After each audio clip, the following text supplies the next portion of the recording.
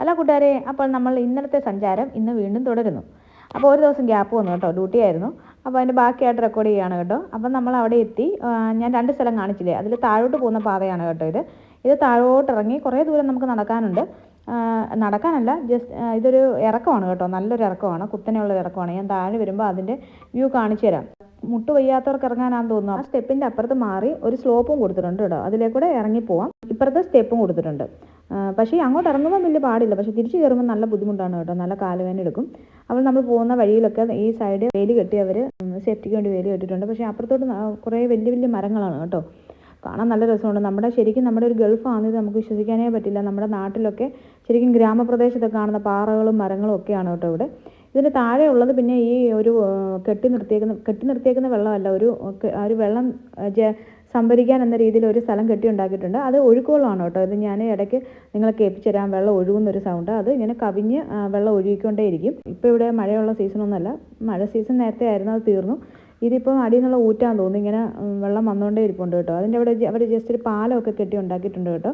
നല്ല രസമാണ് കേട്ടോ, ആ പാലവും ആ ഒരു ഏരിയയൊക്കെ കാണാൻ വേണ്ടിയിട്ട്. പച്ചപ്പ് നിറഞ്ഞ് ഒരു ശല്യങ്ങളും ഇല്ലാത്ത അവിടെ അടുത്തൊരു മേളിൽ നമ്മൾ ഇറങ്ങി വന്ന ആ വഴിയിൽ ഒരു ചെറിയൊരു മാടക്കട പോലത്തെ ഒരു കടയല്ലാതെ അവിടെ കുറേ കരിക്കും കൂൾ ഡ്രിങ്ക്സും ഒക്കെ വിൽക്കുന്നൊരു കടയാണ് കേട്ടോ. അതല്ലാതെ അവിടെ നിന്ന് ഒറ്റ വീടോ ജനവാസമുള്ള ഏരിയ അല്ല കേട്ടോ. അപ്പോൾ വളരെ ശാന്തമായിട്ട് ഉള്ള ഒരു സ്ഥലമാണ് കേട്ടോ. ശാന്തതയെന്ന് മാത്രമല്ല, ഭയങ്കര പച്ചപ്പും നമ്മുടെ ഒരു പ്രകൃതി സൗന്ദര്യം എന്നൊക്കെ പറയുന്ന കാത്തു സൂക്ഷിച്ച് വെച്ചിരിക്കുന്ന ഗൾഫിൻ്റെ ഒരു പ്രദേശമാണ് കേട്ടോ ഇത്.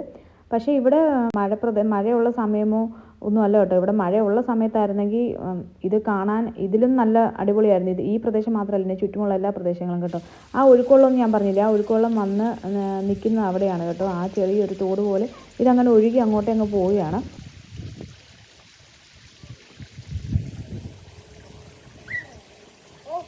പിന്നീട് നിങ്ങൾ കണ്ടോ, ഇവിടെ ഒരു സ്വിമ്മിംഗ് പൂൾ പോലെ ഒരു സംവിധാനമുണ്ട്. സ്വിമ്മിംഗ് പൂൾ അല്ല കേട്ടോ, പ്രകൃതി ഒരുക്കി ഒരു സ്വിമ്മിംഗ് പൂൾ എന്ന് പറയും. അപ്പോൾ നല്ല ഒഴുക്കുവെള്ളമാണ്, അഴുക്കൊന്നും ഇല്ലാതെ. ജസ്റ്റ് പായലൊക്കെ പിടിച്ചിട്ടുണ്ടെന്നല്ലാതെ ഒരു അഴുക്കോ വേസ്റ്റോ ഒന്നും അതിനകത്ത് കിടപ്പില്ല കേട്ടോ. അതുപോലെ ക്ലിയർ ആയ വെള്ളമാണ്. അവിടെ ഞങ്ങൾക്ക് മുന്നേ ഒരു ഫാമിലി ഉണ്ടായിരുന്നു. അതിൽ ഒരു മൂത്ത ആൾക്ക് ആ കുട്ടിക്ക് നീന്താൻ അറിയായിരുന്നു കേട്ടോ. അപ്പോൾ അത് കണ്ടപ്പോൾ എൻ്റെ ഇളയ മൂക്കും നീന്തണമെന്ന് പറഞ്ഞ് ഭയങ്കര ബഹളമായിരുന്നു. മൂത്ത ആൾക്ക് ഇച്ചിരി പേടിയാണ്. അപ്പോൾ ഒരു പേടി മാറ്റാൻ വേണ്ടി ജസ്റ്റ് അവരൊന്ന് വെള്ളത്തിലിറക്കി. മൂത്ത ആൾ കുറച്ച് കഴിഞ്ഞപ്പോഴേക്കും കയറി ഒരു സൈഡിൽ നിന്നു. ഇളയ ആൾ നീന്തി അടങ്ങുള്ളൂ എന്ന് പറഞ്ഞ് നീന്താൻ ഇറങ്ങിയാണ് കേട്ടോ. പിന്നെ ഞങ്ങൾ ഇതൊക്കെ സെറ്റായിട്ട് സ്നാക്സ് ഒക്കെ കഴിക്കാൻ വേണ്ടിയിട്ട് അതിന് മേളിൽ തന്നെ, ഈ സ്വിമ്മിംഗ് പൂളിൻ്റെ മേളത്തെ സ്ഥലമാണ് കേട്ടോ ഇത്. അവിടെ ഇരിക്കാമെന്ന് വിചാരിച്ചപ്പോഴാണ് ഒരാൾ അവിടെ നിന്ന് എത്തി നോക്കുന്നത് കണ്ടോ. നിങ്ങൾ കണ്ടോ ആളെ അവിടെ സൗര്യമായിട്ട് വിട്ടിട്ട് ഞങ്ങൾ ശല്യം ഉണ്ടാക്കാതെ താഴോട്ട് മാറിയിരുന്നു കേട്ടോ.